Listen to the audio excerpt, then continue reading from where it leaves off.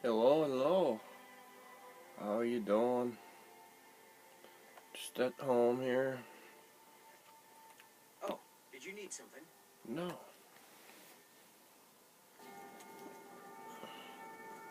Just gonna read a volume of books.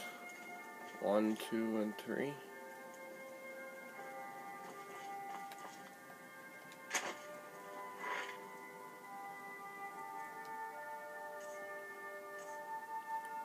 Dwarves, Volume 1. Dwarves, The Lost Race of Tamriel, Volume 1. Architecture and Designs. By Calcimo, Scholar of Markarth. I've met him. Let me begin by correcting a common misconception. The proper term to use when referencing the ancient lost race of Tamriel is Dwemer. It is a word whose meaning is roughly translated to people of the deep in the common tongue, and whose use has been widely replaced by the more ubiquitous nomenclature dwarves. I would like stated that I use the name dwarves in lieu of the more accurate term in these books out of sympathy for my readership, whom I can safely assume does not have the breadth of scholarship that 200 years of study has given me. 200. With that small point finished, let us begin our discussion on the dwarves by focusing on the indisputable artifacts they have left behind. Their architectural and cultural designs, unlike the more controversial areas of dwarven scholarship, the construction of dwarven cities and relics are well founded due to the plethora of samples taken from the ruins these people have left behind. My own home city, Markarth, was originally one such ruin. I can state from first-hand experience that all dwarven designs share a set of common principles that we can use to determine true artifacts from fakes, and delineate patterns and methodologies that were important to their craftsmen. First of all, we can say for certain that dwarven artisans favored stone, at least as far as their buildings were concerned. This is no surprise. With notable exceptions, the vast majority of dwarven architecture is found underground or carved out of mountains. It is possible, although only theoretically, that the dwarves first mastered masonry as a race quite early, and later examples of metalwork were added on to much earlier stone designs as the dwarves began to master more complex tools. Regardless, the foundation of all known dwarven ruins is built on stonework, and the structure of dwarven stonework is sharp, angular, and intensely mathematical in nature. By a simple count, there are hundreds, if not thousands, of samples of dwarven buildings made of precise square shapes, and far fewer examples of discretely rounded or curved stonework, leading us to believe that early dwarves favored trusted, well-calculated designs based on angle lines rather than riskier, more imprecise calculations based on arcs and curves. This comparatively simple tradition of stone cutting has nevertheless resulted in buildings that are structurally sound today as they were thousands of years ago, making the works of our most skilled masons today seem like child's play in comparison. Metalwork, as far as we know, is the primary method used to make almost all dwarven crafts. We cannot, however, discount more easily destructible materials such as clay, paper, and glass from outside the scope of dwarven craftsmanship.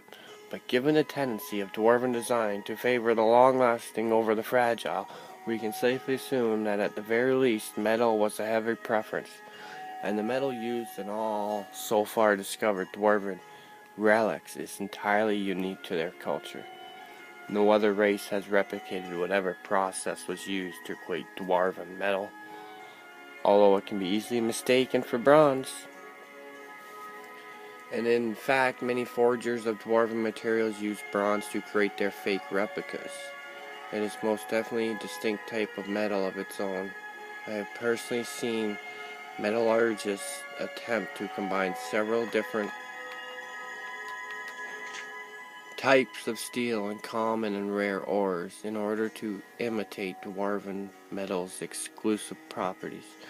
But the only method that has been successful is to melt down existing dwarven metallic scraps and start over from there. Number 2. Volume 2, Weapons, Armor, and Machines. In our previous discussion on dwarves or dwemer, in the more correct scholarly terminology, we looked into the properties of dwarven architecture and metallic crafts. In this continuing discussion of Tamriel's lost race, we shall examine the ways in which dwarves waged war and kept out trespassers.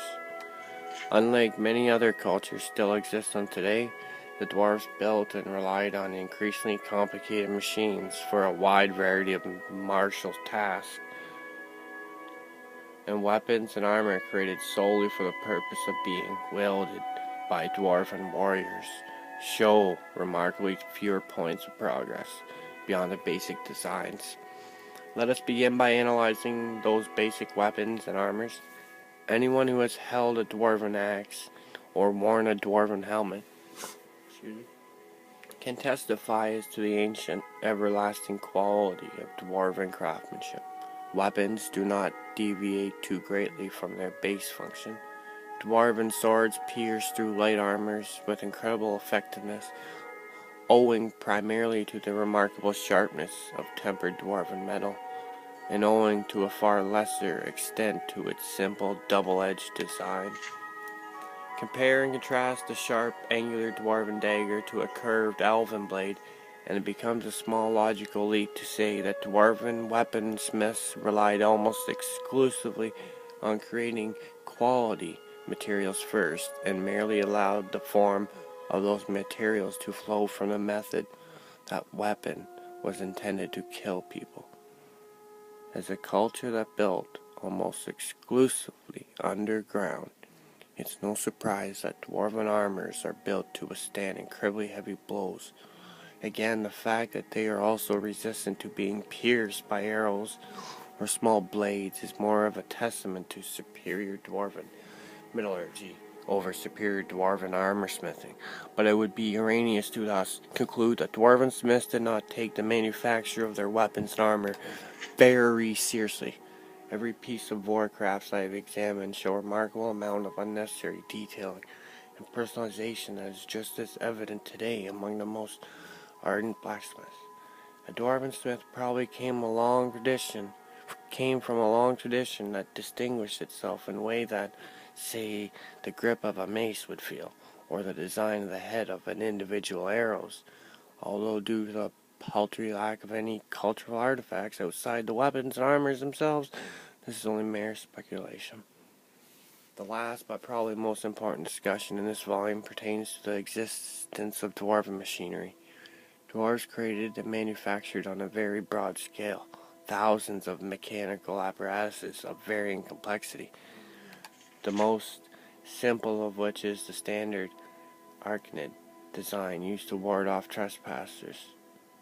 We are so far uncertain as to how the dwarves were able to bring to life these remarkably intelligent machines, but I have witnessed one stalk a highly trained thief for several hours, only to ambush him as he was dealing with a lock to some room or treasure trove. I admit to have forgotten the details past the point at which it began spouting lightning at him. Dwarven military machines also range from the human-sized sphere, warrior, which patrols the interiors of the ruins as a harmless ball, only to emerge from it as a fully armed and armored automaton fighter, to the justly feared centurion, whose height ranges from twice to several hundred times human size, depending on which reports you believe. Last book of the volume, Volume 3, Culture and History. In this final volume on our discussion on the dwarves, again see the term dwemer for references using the more scholastic name. We will attempt to examine we will attempt an examination into the distinct culture and history of Tamriel's lost race. We must, however, begin such a discussion with a warning.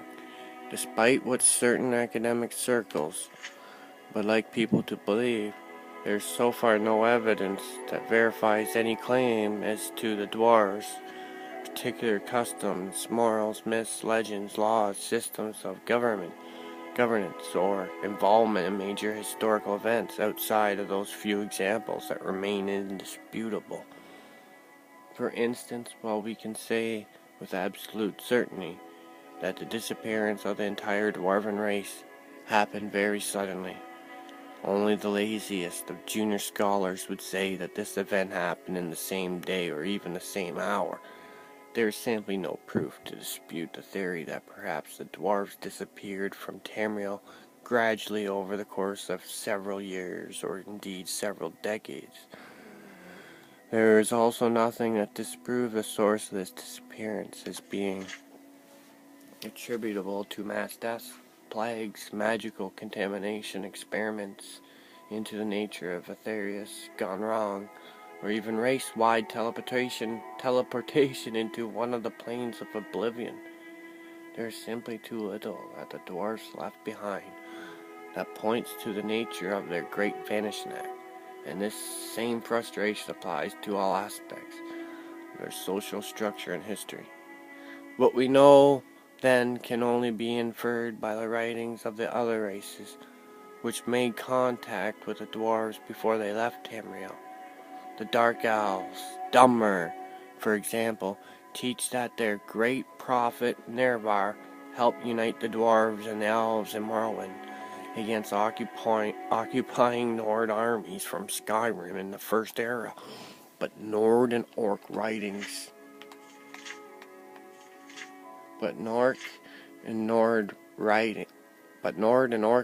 also indicate that the dwarves were also allied with them at various points and in various legendary battles of theirs.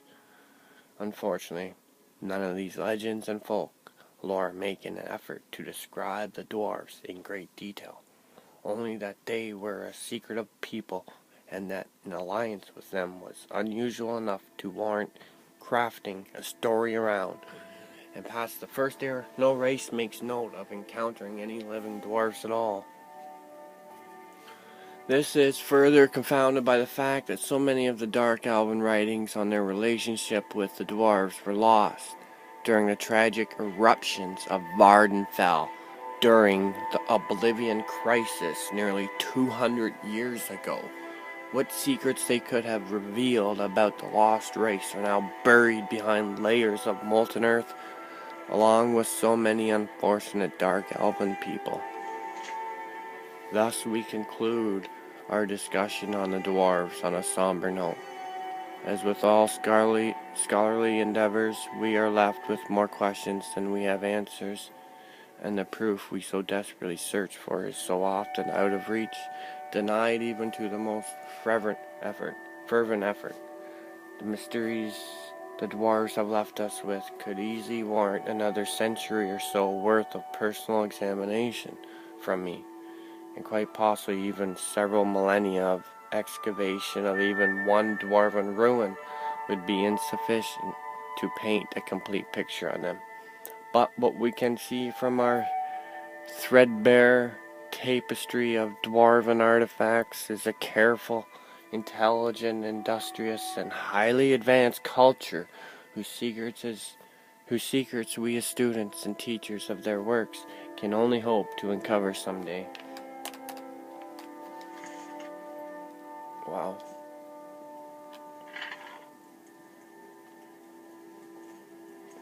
Why aren't you playing there, Bard?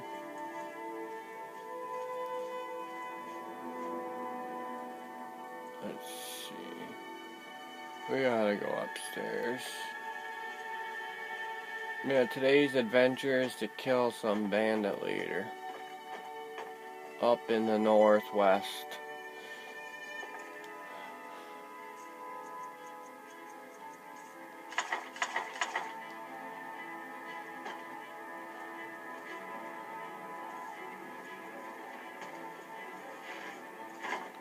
So, See ya. See ya, buddy. See ya, Nick. There's a gorgeous tree that grows right up through a cave No, to the you northeast keep of here. telling me it. See ya, girls. Good sleep. I'll see you when I get home.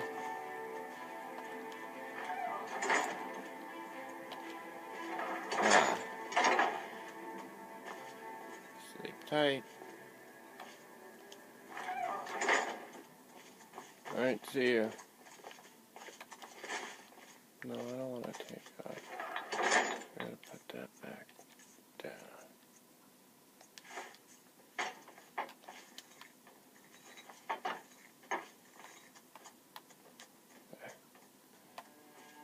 Yeah, just to let you know where I'm going.